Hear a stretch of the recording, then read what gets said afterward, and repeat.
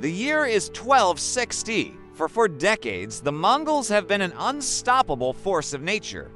They burned Baghdad to the ground, slaughtered millions, and left behind mountains of skulls. From the Pacific to the gates of Vienna, nothing has stood against them. Every army crushed, every city that resisted, erased from existence. Now, they're coming for Egypt, and if Egypt falls, only Africa and Europe remain. The world as we know it is on the brink of ending, but in a desert valley called Ain Jalut, something is about to happen that will change everything. One army, one battle, and one weapon the Mongols never saw coming. This is the story of how the unstoppable was stopped, and how one desperate last stand saved civilization. To understand what happened at Ain Jalut, we have to go back to where the nightmare began. The year is 1206. On the wind-swept steppes of Mongolia, a man named Temujin has united the warring tribes, earning a new name, Genghis Khan, the universal ruler. This isn't just another warlord. This is the birth of the most devastating military machine the world has ever seen. Genghis Khan's army was revolutionary. Every soldier could ride from childhood, firing a bow from horseback at a full gallop. They weren't just warriors. They were born in the saddle, shaped by a brutal land where only the strong survive. One of his greatest generals, Subutai, wrote, "I learned to ride before I learned to walk. The steppe teaches you there is no mercy, only survival, but toughness alone wasn't their secret. It was their system." Genghis Khan organized his army into units of 10. If one man fled, his entire unit of 10 was executed. If one unit of 10 fled, the entire 100 would die. Desertion was unthinkable. They also perfected terror as a weapon. When a city resisted, they didn't just conquer it. They made an example of it. In 1221, after taking the city of Merv, they spent 13 days systematically killing over 700,000 men, women, and children. News of this horror spread like wildfire. The next city surrendered without a fight. Genghis Khan died in 1227, but his sons and grandsons continued the conquest. His first target was the legendary Assassins, a mysterious sect operating from the impregnable mountain fortress of Alamet. Hulagu didn't storm the walls. He surrounded the fortress and waited. After months of siege, the starving assassins surrendered. Hulagu broke his promise of safe passage, executed their leader, and burned their legendary library. An entire intellectual tradition vanished in smoke. With the assassins gone, Hulagu turned to the true prize, Baghdad. For 500 years, Baghdad had been the jewel of the Islamic world, home to the Caliph and the House of Wisdom, the greatest library on earth. The Caliph, Asim, arrogantly believed God himself would protect the city. He was fatally wrong. In January 1258, Hulag's army arrived. The siege lasted only 2 weeks. On February 10th, the Mongols breached the walls. What followed was one of the darkest weeks in human history. They spent days killing everyone they found. The House of Wisdom's priceless books were thrown into the Tigris River until the water ran black with ink.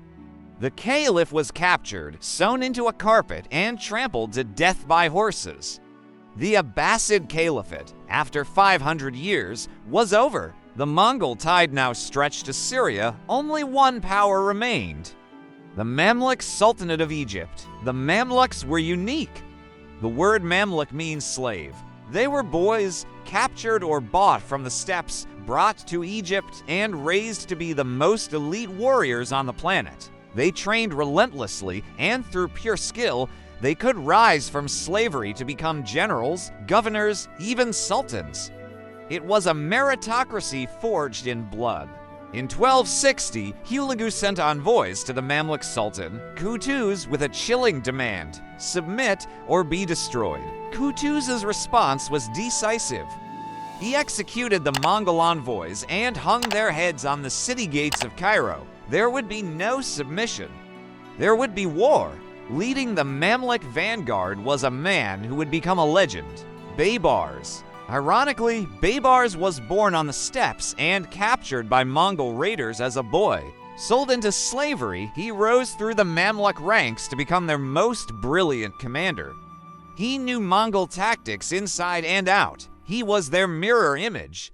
As the Mamluks marched to face the Mongols, they had to pass through Crusader territory. Baybars sent a blunt message. "Let us pass to fight the Mongols, or we will fight you first." The Crusaders, terrified of both sides, agreed to remain neutral. The Mamluk and Mongol armies, each about 20,000 strong, were on a collision course. But the Mongols were led by Hulag's top general, Kitbuka, and they had never known defeat. Baybars knew that a straight fight on open ground would be suicide. He needed an advantage. He found it in a valley in Galilee called Ain Jalut, the spring of Goliath. The plan was audacious. Baybars would take a smaller force into the valley to act as bait. He would engage the Mongols, fight fiercely, and then feign a retreat, luring them deep into the valley. The main Mamluk army, hidden in the surrounding hills, would then spring the trap. It was a classic Mongol tactic, turned against them. On the morning of September 3rd, 1260, the battle began. Kitbuka saw Baybar's smaller force and, smelling victory, ordered a full charge. The Mongol horde thundered into the valley. Baybar's men fought with desperate courage before breaking into a convincing, panicked retreat. The Mongols, overconfident, chased them with bloodlust. Just as Baybars had planned, the chase drew the entire Mongol army into the valley. At that moment, Sultan Qutuz gave the signal. The hidden Mamluk forces charged down from the hills, slamming into the Mongol flanks. The hunters had become the hunted. The trap was sprung. The battle turned into a brutal, close-quarters slaughter. For the first time, the Mongols were not facing slow, heavy knights. They were facing men just like them, master horse archers, just as fast, just as deadly. But the Mamluks had the element of surprise and superior numbers in the confined space. Kitbuka fought bravely, but his army was surrounded and being cut to pieces. He was captured and brought before Qutuz. Defiant to the end, he warned the Sultan that Hulagu would avenge him. Qutuz had him executed on the spot. By sunset, the invincible Mongol army was destroyed. The news of Ain Jalut spread like a shockwave. The myth of Mongol invincibility was shattered. In Damascus, citizens rose up and slaughtered the Mongol garrison, welcoming the Mamluks as liberators. Hulagu, hearing the news, prepared a massive army to avenge the defeat. But before he could march, a civil war broke out within the Mongol Empire itself. His cousin, Berk Khan, who had converted to Islam, was furious about the sack of Baghdad and invaded Hulag's lands. The retaliatory invasion of Egypt never came. Ain Jalut was more than just a battle. It marked the high watermark of the Mongol conquests. It saved the Islamic heartlands from annihilation and likely saved North Africa and Europe from invasion.